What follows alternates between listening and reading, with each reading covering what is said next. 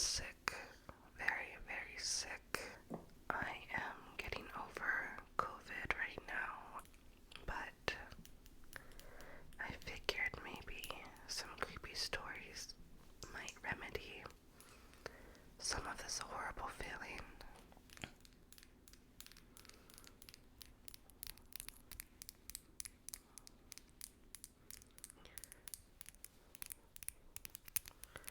So get comfortable. Try and relax.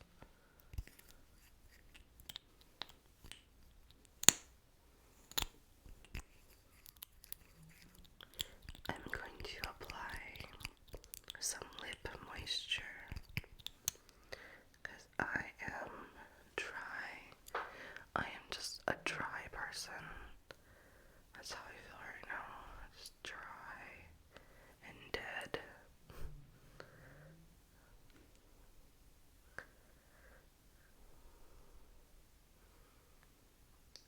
That's a very potent smell.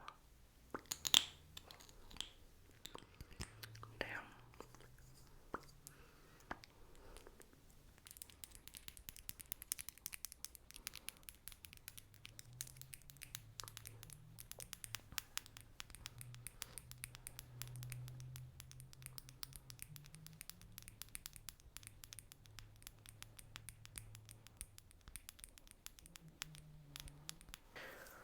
I am gonna go ahead and jump into story number 1. Attachment from an Asylum, Part 1. Long story. So I've been dealing with this for a while now. A couple months ago, I explored an old abandoned asylum. A few paranormal investigator friends of mine told me about the place and even got me in touch with the owners of the building. From what I understood was, there's many different entities in the asylum, but the ones I was more interested in were the 4 demonic spirits that claimed their own sectors in the asylum. But there's also a portal in the basement. In all honesty, could be more demonic spirits because I kept getting tons of stuff out of the spirit talker. Fast forward, it's 2 a.m. I got scratched, I got pushed, I got smacked. I also got kissed and my butt pinched. Anyway, during that time, I kept feeling dizzy, angry, sad. My eyes would flutter. It felt like I was drunk at one point.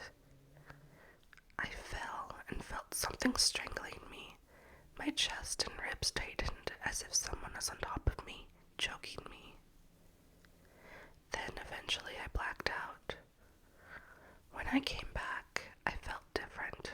I felt as if I was me, but something was a part of me. Fast forward even more.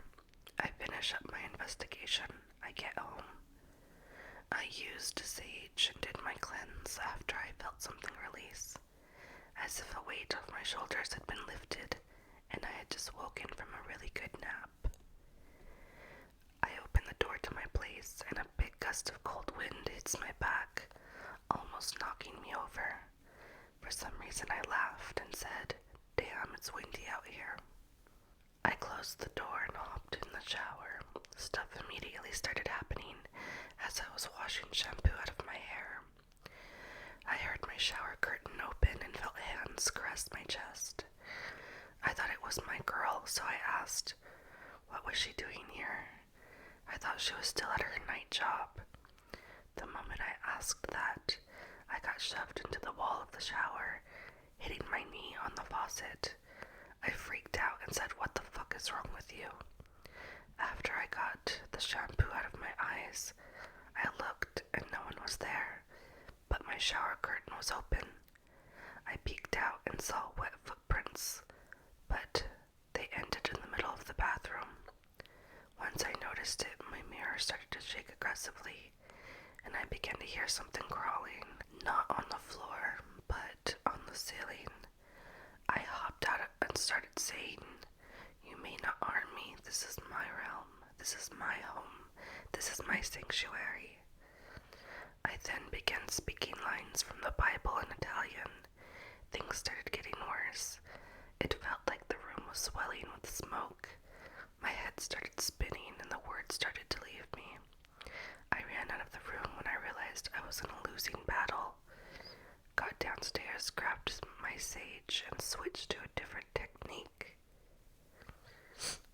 I got upstairs and started burning the sage, chanting in Norwegian, or at least the best I could since I'm still learning.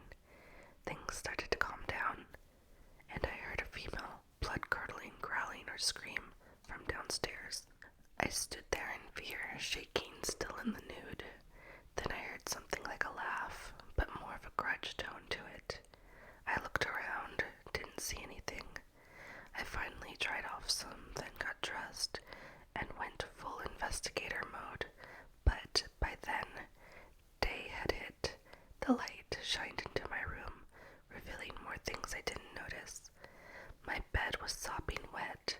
The walls had wet handprints. The floor covered in wet spots, but not just mine. Mine were too big. I told myself I need to figure out what this is, and I need to know why it's here. I thought maybe it was my old demon from when I was a child, but nothing was ever that intense with him. Comment for part 2. Okay. That is the end of that story. Mind you, these stories that I'm whispering to you right now, I have not read them myself, so they are as much as a surprise to me as they are to you. I'm seriously so sick right now. I feel literally like a dead person. So this story, not very believable. Great detail though, very creepy. I think the situation where you're in the shower at your most vulnerable and you have shampoo in your eyes so you can't even see, that is the worst situation to be in when you have an intruder in your home. So, very creepy scene indeed. Obviously fiction, but great writing, great writing. This next story is called Naval Base Ghost Stories. This is my dad's story, so details may be a little foggy, but here goes. I think my friend is messaging me on Steam right now.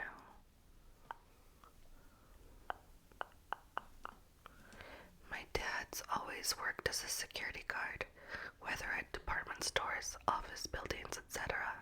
But for around 6 months, he worked night shifts at a pretty large naval base in the UK. This naval base is centuries old, with the first docks being constructed in the 12th century, so there's a whole lot of history on the site. He told me that one night he was working with one other guy. My dad was patrolling the parking lot, and the other guy was inside a security kiosk type building, like a trailer with large windows to look out. As he was finishing his patrol and returning to the kiosk, he could see his coworker sat in dim lighting, writing on a notepad. Nothing out of the ordinary. However, the other half of the trailer was lit up entirely, as though a fluorescent bulb was on, and stood in the light was a woman with blonde hair in a ponytail and a silver puffer jacket, yelling angrily at his coworker, who was apparently oblivious. After watching for a few seconds in shock, my dad saw the light go out and the woman disappear, his coworker seemingly unaware of the entire event. My dad has always been a keen believer in ghosts, despite never experiencing anything, and I realize there are many explanations for why he could have imagined this event, but I believe him when he says what he saw. Other people working at this naval base offered my dad their own stories. The naval base has large fields for training in sports, which the security guards are required to patrol. One man claimed to see the figure of a woman in Victorian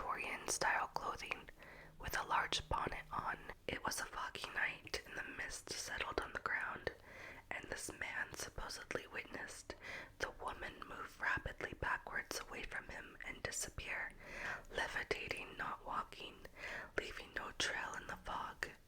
Another guard patrolling locker rooms claimed to see a man in a Victorian traditional naval uniform who disappeared after a few seconds. It's possible to explain these things away as the sleep-deprived mind filling in the dark spaces. However, these people were all used to night shifts, all clear-headed and alert, so I'm inclined to believe them. And then somebody commented and said, I'm ex-Royal Navy, and I know the base that you're talking about. It's absolutely leaping with paranormal and unexplained phenomena. So much so that the base commanders accept it. Most shore bases have incidences logged, and there are a few I could recount as well. That's pretty creepy.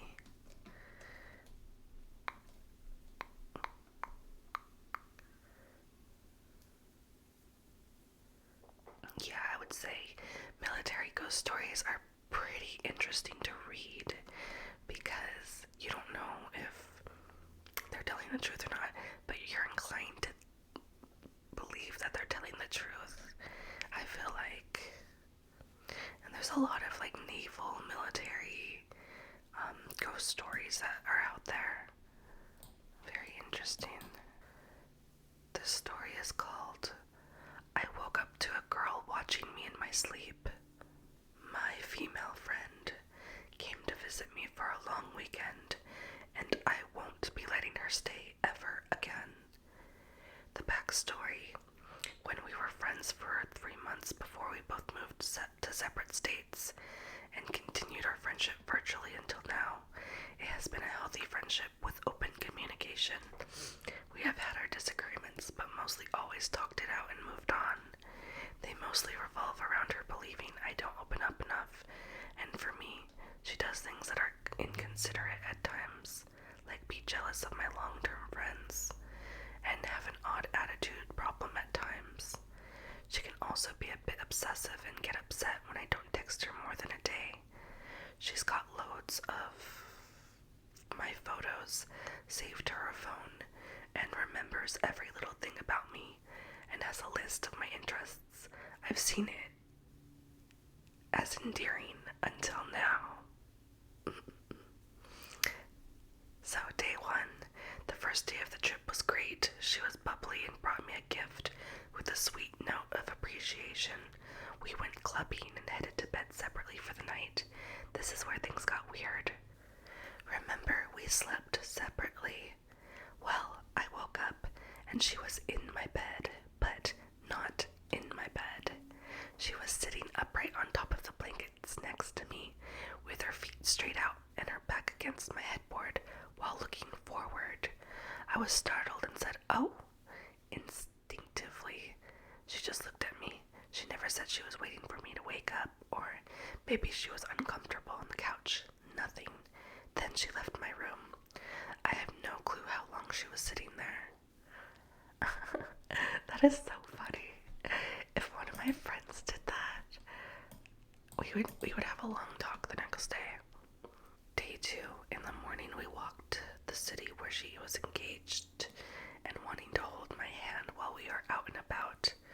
By midday, her attitude had shifted completely, and she was near mute. She isn't conversing with me, enjoying the activities, or even smiling anymore. At the bar, arcade, or even at home watching movies. You know how those driving games take a silly little photo for your profile pic on the leaderboard? I was blowing a kissy face in mine. I glanced at hers and even snapped a pic without her noticing. Her head was tilted forward, looking up at the camera. She was blank-faced, and you could mostly see the whites of her eyes. It was like the film poster of a horror film. Anyways, for the rest of the trip, she continued to not smile. She was cold to every service worker.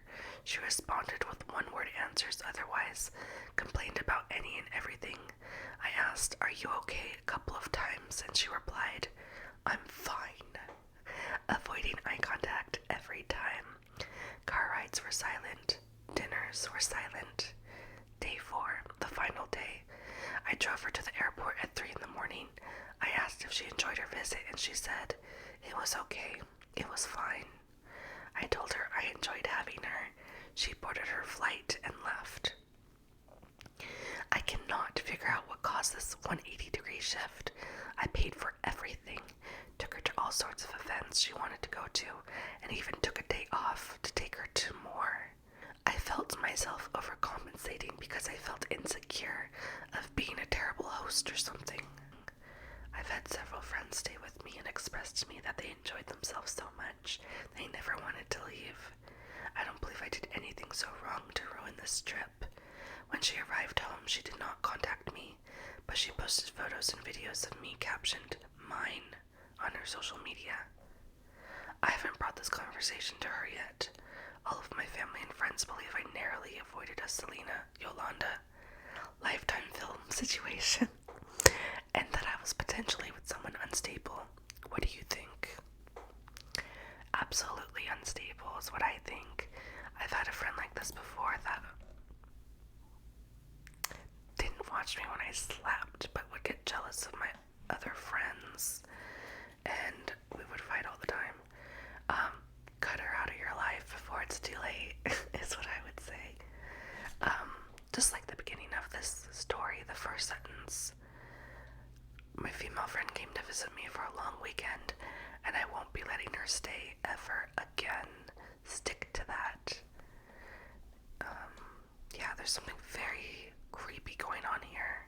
I'm not sure how sinister, but you probably don't want to find out.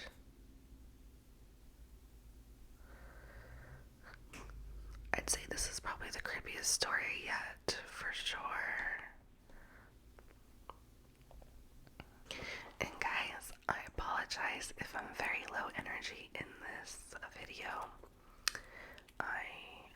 Like I said, I'm not feeling well, and I am just here for the creepy stories. So let's go ahead and dive in. One night in 2013, I went over to my cousin's house when I was probably about 13 or 14. This was in California. We were the same age, and she had just moved in with her step-siblings and her stepdad with her mom. They were in a transition moving period, and her room was basically in the living room. The only thing separating it was a curtain. It was weird, but not permanent, LOL. Me, her, and our other cousin were all at the kitchen table talking about random stories. The living room and kitchen were all open. My cousin's room was about 10 feet away from where we were. My cousin, at the time period, was going through it really bad mentally. She kept having really bad sleep paralysis of these gray-looking people with greasy black hair hugging her in her sleep and staring at her. I kept getting the feeling she had something attached to her. I have always been really spiritual, along with most of the women in my family. When I would bring it up to her, she'd get mad at me and tell me to drop it, so I did. But anyways, back to this night. It was probably about 7 p.m. We had just ate some pizza. Me and my cousin were talking about whatever, and all of a sudden, all the lights in the house shut off for probably 1 second and went back on. We screamed in unison, no clue why, but I felt extremely compelled to look over to where my cousin's room and the curtain was. And I saw this 5'10" figure. Keep in mind it's dark out, but not pitch black, and we had all the lights on where we were. We could see clear as day. I just remember the dead silence. I see this man, and he seemed to have old 1800s brownish attire. He had a top hat on, but his skin was just gray. It looked like someone made a clay figure with real clay. It had human features, but I couldn't make out what I was looking at. I just had a pit in my stomach, like this thing wanted me to know it did not want me there. I was in awe, staring at it for probably 5 to 10 seconds in silence. All it did was stand there, but all I could feel was disgust, anger, fear, basically any negative human emotion. It washed over me. After I snapped back to look at my cousins, they were both pale and in shock. I asked them if they saw what I just did, and they did. To this day, they still fucking remember it, so I know I'm not crazy. We all described the same thing. I wanted to get the fuck out of there. I damn near started crying because I felt so uncomfortable and weirded out and called my mom to pick me up. But she would be about an hour or two to get me, as she was with friends, and we ended up watching movies and I fell asleep. I just remember right before how scared I was that I'd see it again. I never did. Years later, I met my boyfriend, whose parents described seeing a clay-textured skin humanoid, all gray skin, and it was the same icky feeling. Has anyone else experienced seeing something like this? This was my most vivid paranormal experience, and seriously, it shook me, and when I think about it, I still cannot believe we all saw the same thing. Hand to God, this happened. What the fuck was it? I saw it. My cousin had sleep paralysis dreams with the same gray-skinned people. Faces molded like clay, but not quite perfect. My boyfriend's family saw it too. So strange.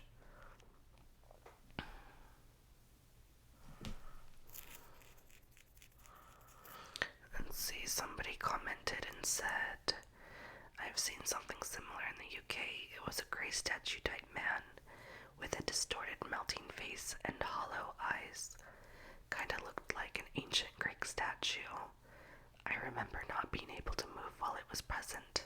It was years ago now, and I've not seen anything like it since. Thought I was going mad at the time. Interesting. That is very creepy, very scary.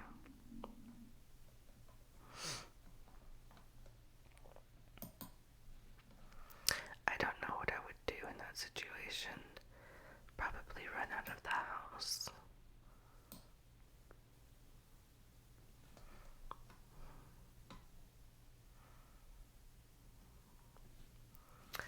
Okay, so I only chose 4 creepy stories today, but I think I might go ahead and just pick one more for good measure. So I'll go ahead and take a look right now. Okay, are you ready for the last story of this video? It is called Hidden Camera in the Hotel I Was Showering in. So my stupid brand new water heater broke down from all the calcium and things in the water, and so we rented a hotel room so we could all get a shower. My hubby and teenage daughters had gone first.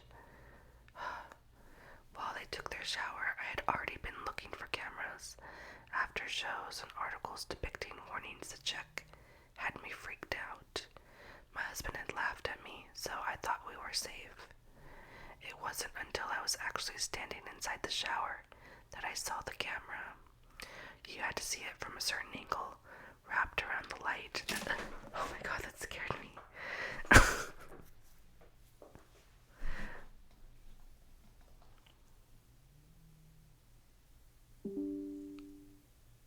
I don't know, something on my desk just moved. Okay. I'm so tired. Okay.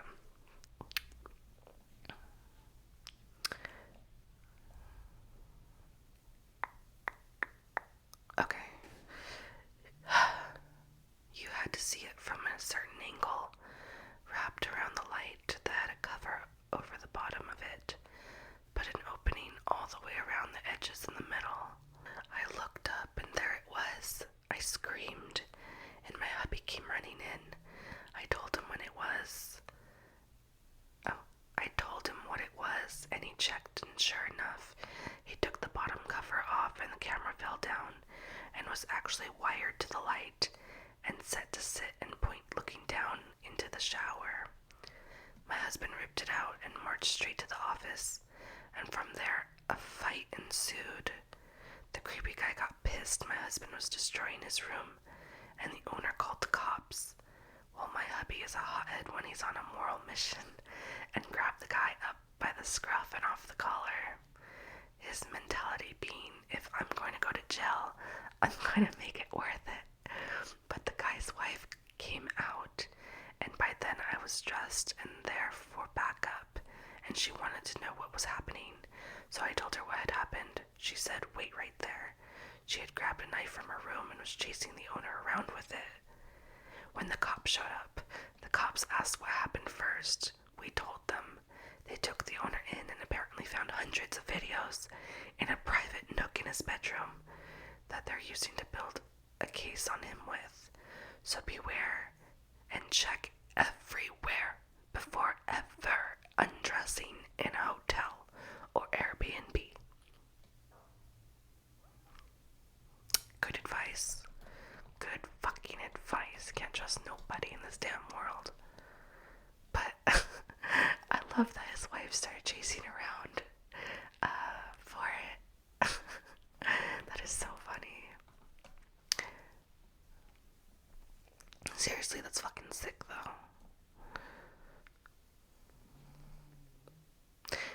Somebody commented, "There is so much free porn on the internet."